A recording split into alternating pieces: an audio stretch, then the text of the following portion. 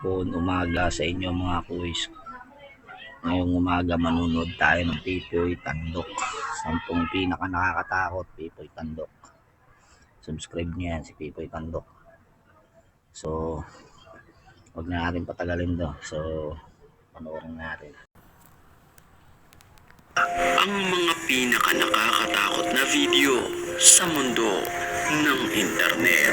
Munting paalala, pag napanood mo ang video na ito, ay dapat mag-subscribe ka sa channel. Kung hindi, ay dadalawin ka ng masamang espiritu. Kaya't kung ready ka na, ano pa ang hinihintay mo?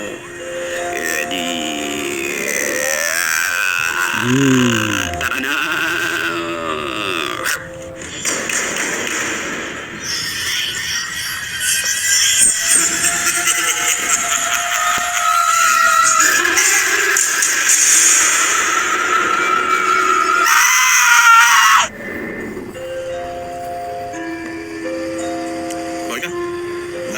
Sa unang video pa lamang natin ay hindi mo na ito kakayanin.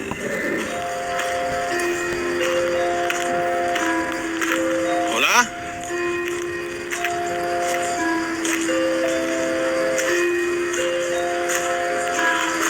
Hating gabi nang magpunta ang lalaking ito sa sementeryo na kung saan nakakapangilabot ang kanyang nasaksihan. Te quiero escucharte. Kinukunan niya ng video ang mga puntod sa mga pagkakataong iyon. Si estás aquí conmigo, quiero escucharte en el nombre del Padre, el Hijo y el Espíritu Santo.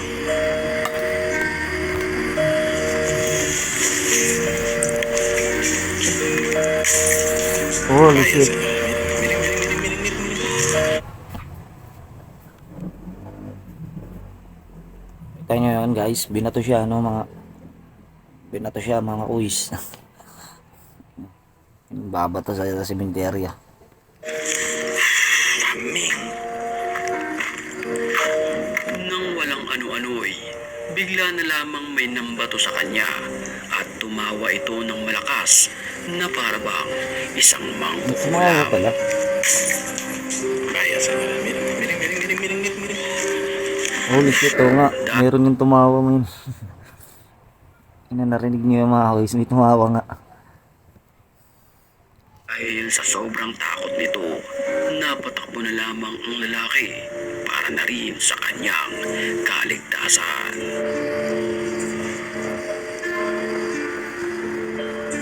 Tanginang creepy talaga pag sementeryo, no? Creepy talaga ng lugar, oh. Hindi mo alam kung anong pwede mo makita dyan.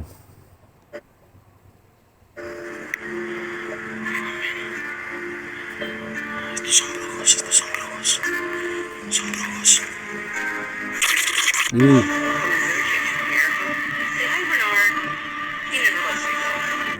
Isang babae ang nag-video sa kanyang bahay na kung saan napansin nito na wala sa posisyon ang mga manika na kanyang pan-display.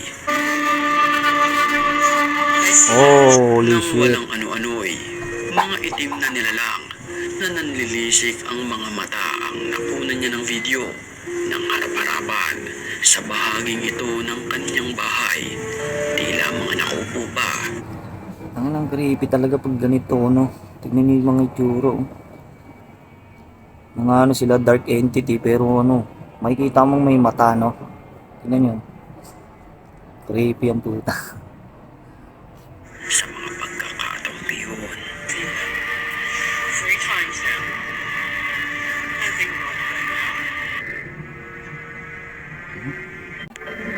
sarado na ang mall nang i-check ng security guard ang lugar na kung saan nakarinig ito ng mga nakakapangilabot na boses.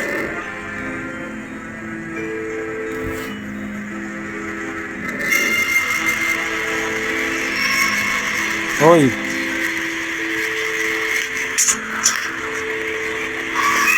Holy shit, guys! Animoy mga batang sumisigaw ang kanyang naririnig sa mga oras na iyon, kaya't pilit niya itong hinahanap at ang nakakapangilabot nakakapangilabot dito.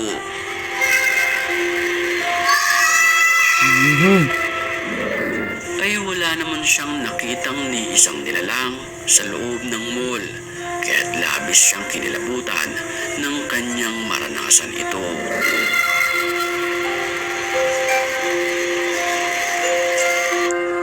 Mga kuy, sarado yung mall ha. Tignan mo ha. Talagang walang tao. Kaya makikita nyo na talagang parang totoo. Ang ina, grabe. Isang nilalang sa loob ng mall, kaya't labis siyang kinilabutan ng kanyang maranasan ito.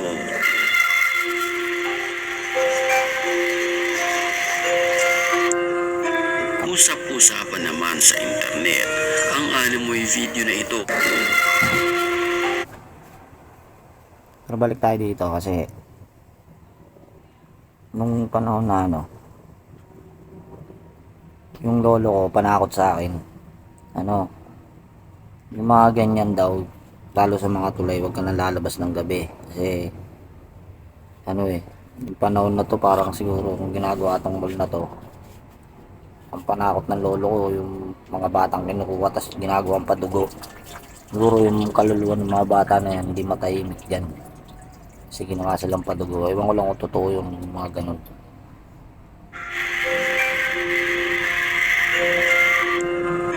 Usap-usapan naman sa internet ang animoy video na ito ng pagpaparamdam ng namayapang kaluluwa sa isang upuan na kung saan kusang gumalaw ang tumba-tumba kung tawagin.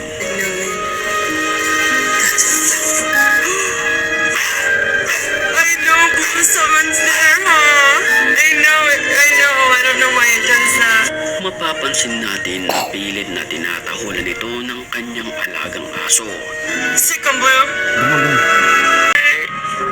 Pinaniniwalaan na ang mga aso ay nakakadetect ng mga hindi natin nakikitang mga tao at sa mga napapanood natin ngayon ay positive. Diyan guys, naniniwala ako dyan yung aso. Minsan pag tumatahol yan, tapos wala namang tao. Minsan may nakikita talaga yan.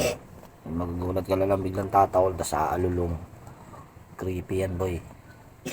Ibo na ito ay pinapagalaw ng masamang espiritu.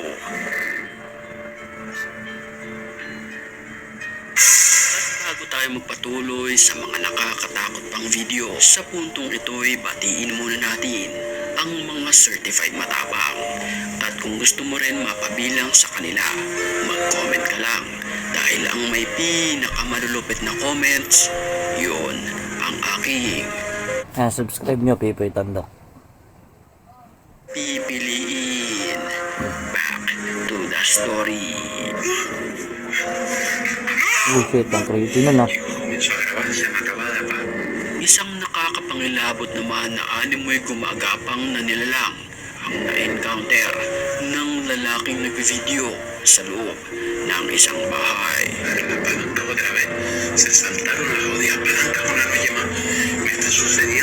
Dahan-dahan siyang pumasok sa lugar na kung saan nakita niya ang nilalang.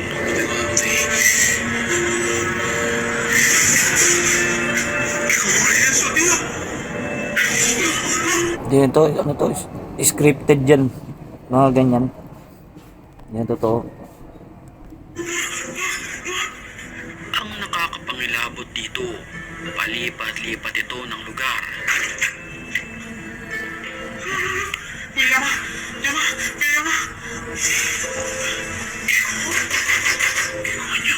Halos hindi na siya makapag-video dahil sa sobrang takot nito. Matapos kumatok sa pintuan ay binuksan niya ito. Hinanap sa paligid pero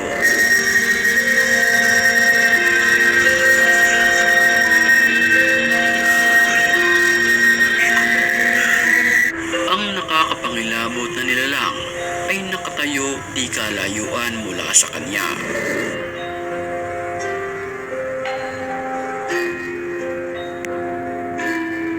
At habang kinukunan niya ng video ang nilalang, tila tinititigan siya nito at may pagkakataon pa na hinabol siya ng nakakapangilabot na nilalang.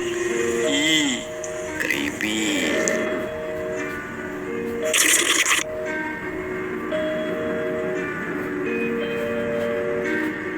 Nakakapangilabot naman ang naranasan ng dalawang babae na ito. Oh.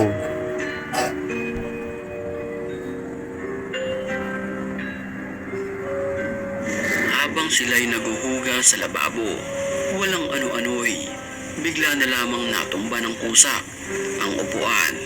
Hindi pa dyan natatapos. It's okay. Just ignore and don't do anything. Just ignore. Sometimes these things is happening, you know. Sa kabila ng nakakapangilabot na pangyayari, ay naging kalmado lamang ang babae hanggang sa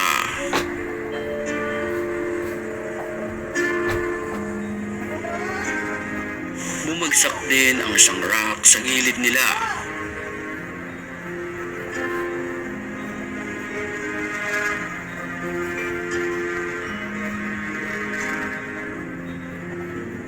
Mas lalo silang kinilabutan nang bigla na lamang umandar ang isang stroller. Hindi, may tao doon, tinulak lang. May tao doon, tulak yun.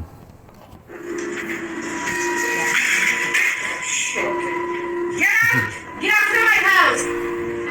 Ilang segundo Ang na kanto lamang to, no? bago matapos ang video. Mag-subscribe ka na para hindi ka dalawin ng masamang espiritu. Let's go.